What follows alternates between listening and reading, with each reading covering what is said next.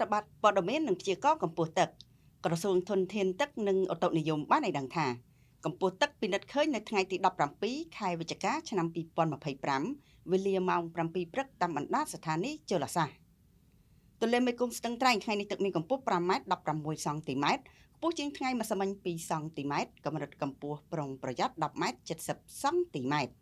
ទន្លេមេគង្គក្រចេះថ្ងៃនេះទឹកមានកម្ពស់12ម៉ែត្រ78សង់ទីម៉ែត្រទាបជាងថ្ងៃម្សិលមិញ36សង់ទីម៉ែត្រកម្រិតកម្ពស់ប្រុងប្រយ័ត្ន22ម៉ែត្រទន្លេមេគង្គកំពង់ចាមថ្ងៃនេះទឹកមានកម្ពស់8ម៉ែត្រ24សង់ទីម៉ែត្រទាបជាងថ្ងៃម្សិលមិញ40សង់ទីម៉ែត្រកម្រិតកម្ពស់ប្រុងប្រយ័ត្ន15ម៉ែត្រ20សង់ទីម៉ែត្រ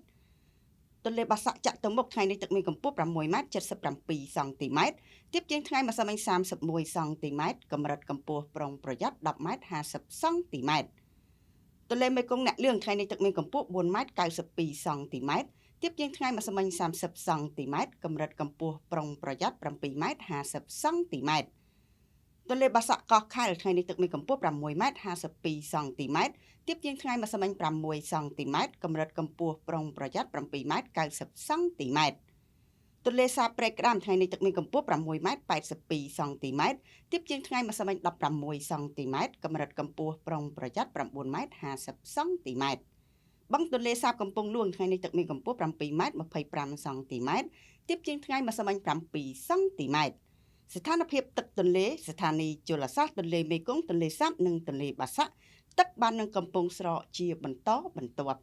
សូមអរគុណ